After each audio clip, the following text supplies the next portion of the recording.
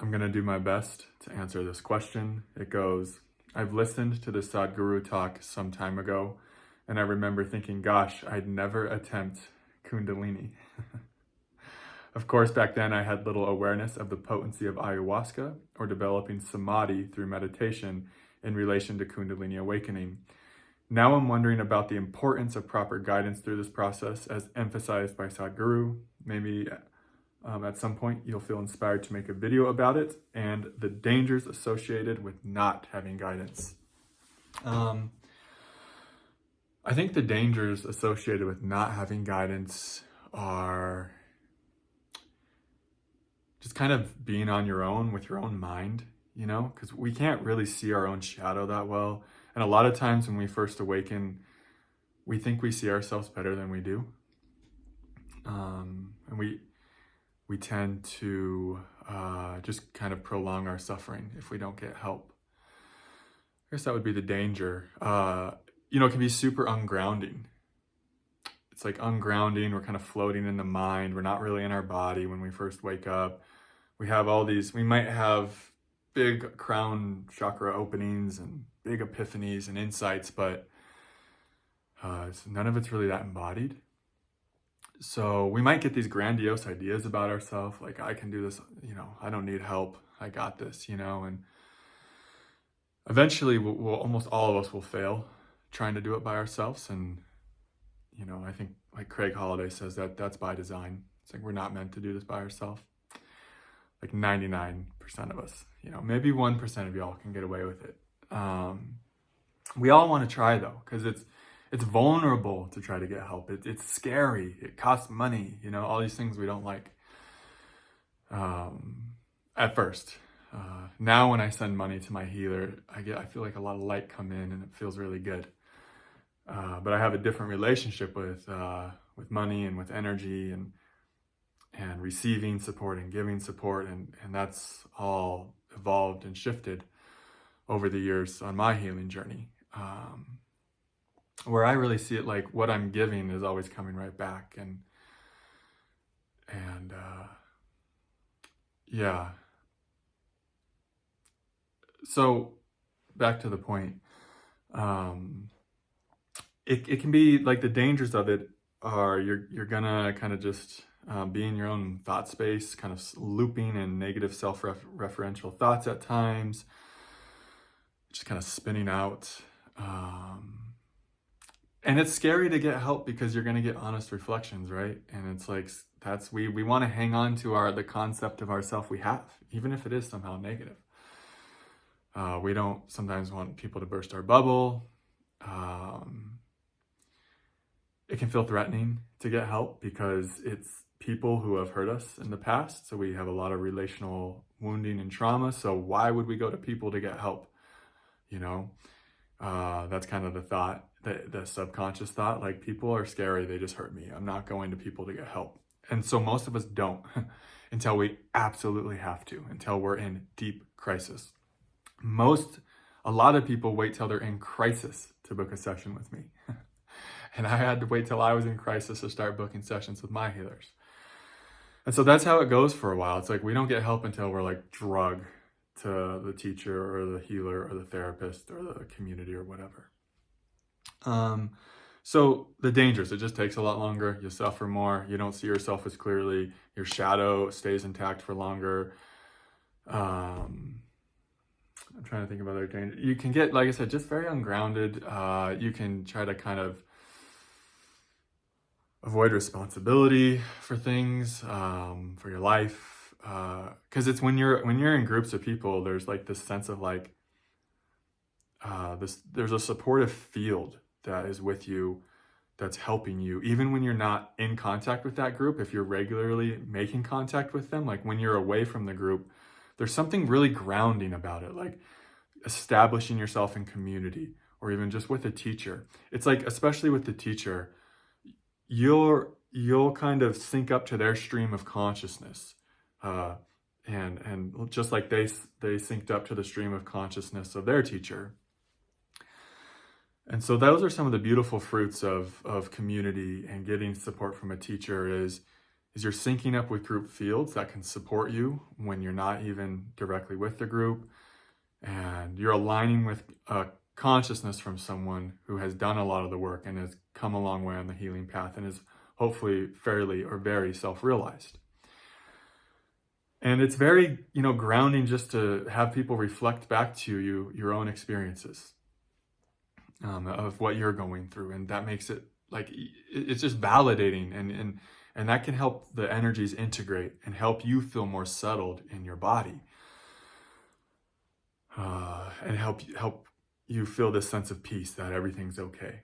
And so I guess the dangers are you miss out on all the good stuff of being in a tribe or having a mentor, having a teacher. It's amazing. Like, we're tribal creatures. We're wired for community. And to try to negate that or bypass that, of course it has risks. I don't care if you're in Kundalini or not. The risks are isolation, alienation, paranoia, feeling, just emotionally deprived. And it's when we're feeling emotionally deprived that we tend to kind of go into addict behavior, or we do things, we kind of act out patterns from trauma. So for me, just my own, it's very important that I'm connected to tribes, to teachers, to healers. It keeps me emotionally nourished. It keeps my cup full. And the more support I allow myself to receive, the more I can give.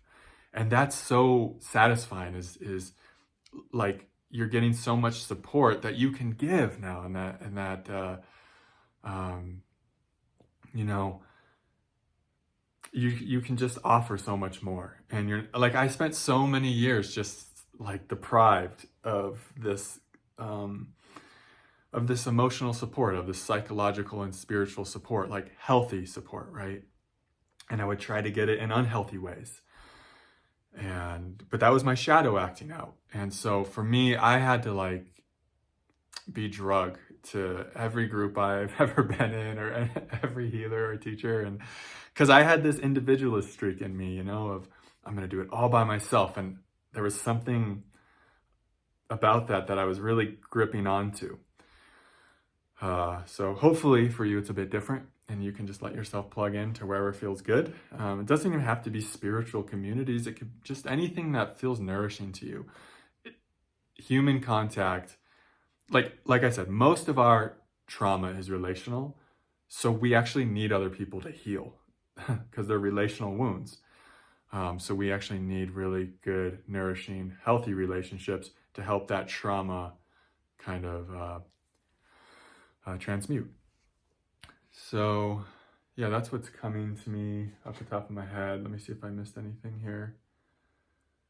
Yeah, Kundalini is very potent. That's one thing that was really helped me, just connecting with other beings, other teachers with awakened Kundalini.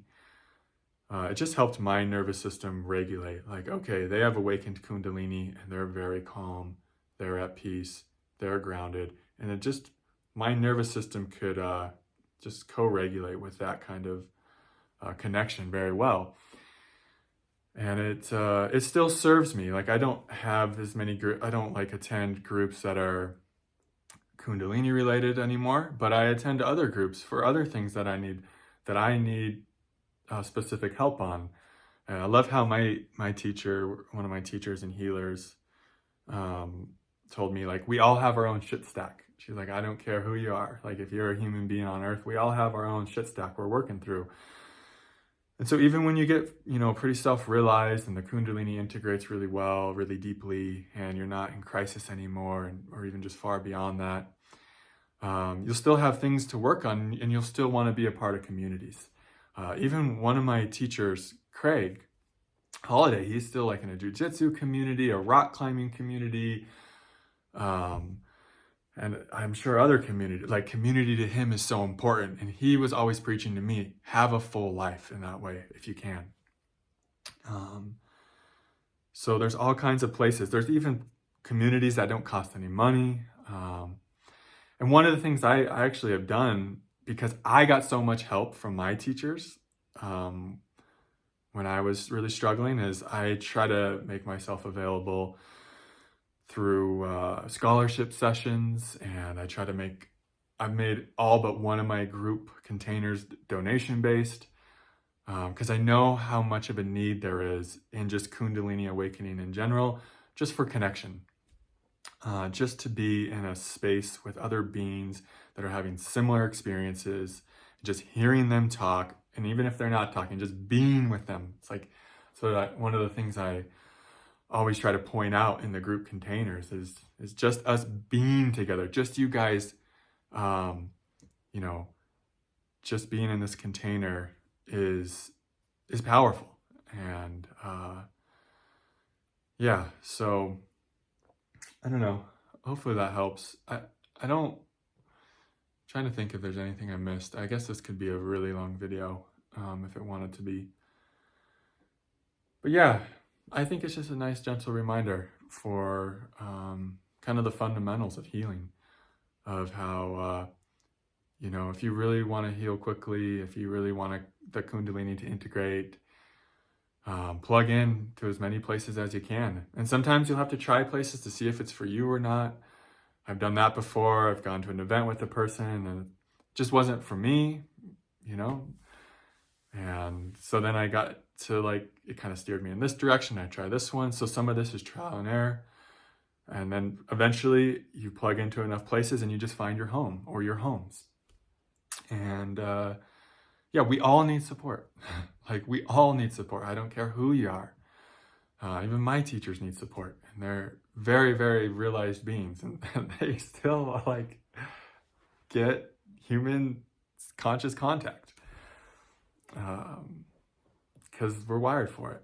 And so that's the danger. We all have this tendency to want to bypass that because it's scary, it's vulnerable. People will always let you down too. Like even your teachers will let you down. My teachers have let me down, not in major ways, but just here and there. And because we're all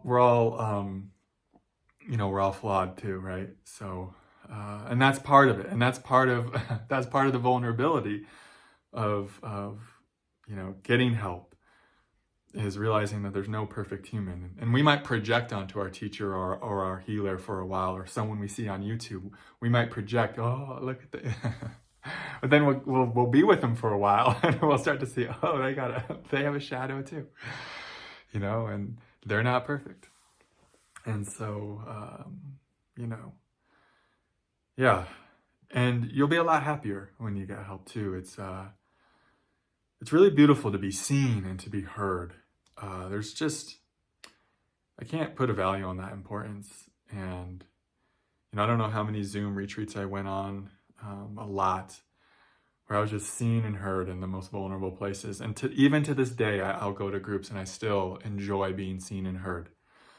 And it's still so immensely healing and yeah, just supportive for me. So I think that's one of the big reasons why I'm able to offer groups, the groups that I'm offering now is because of how much support I'm now allowing myself to receive. I have so much more to give. And it takes actually a while. It took my system a long time to be willing to receive as much support as it can receive now. And the more we were able to receive, the more we can give. It's very circular. So just keep that in mind if you're feeling really deprived, if you're like in emotional deprivation, if you're just yearning for nourishment, but you're trying to get it in maybe unhealthy ways. Just kind of keep this video in mind that, you know, there's another way. And you might have resistance to it at first, but it could be like a glass of fresh water when you're walking through the desert, when you finally do decide to get support.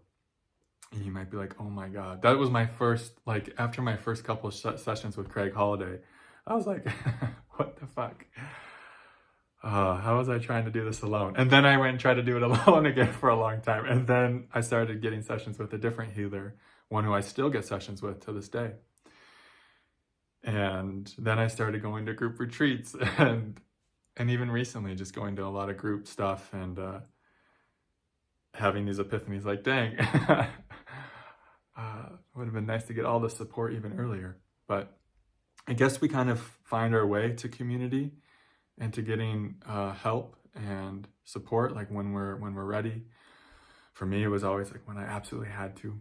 But maybe, hopefully, maybe me making this video can change that for some of you all, and you don't have to go through some of the hardship and suffering I went through. Or maybe you do, who knows? But yeah, just from my heart to yours, just a loving reminder of what's available to you on the path, and you're worth it. You're worth receiving help. You're worth getting yourself what you need. We all have needs as human beings. And the more we can fulfill those needs in healthy ways, the more we can stay in our highest alignment. And that's such a joy. You know how much of a joy it is to be getting your needs met so that you can live your highest, you could say just your highest incarnation possible. It's such a big part of you self-actualizing. Like, it's such a big part that you get the help you need to do that. And Kundalini is going to push you towards self-actualization. So it's going to push you to get help. It's going to push you to be vulnerable and reach out. And some of us will fight it as long as we absolutely can. I know I keep saying that, but that has been a big part of my path. But it's not necessary. Well, I hope it's not necessary for you. So, yeah, okay. It's getting a little rambly. All right. I love you guys so much. Namaste.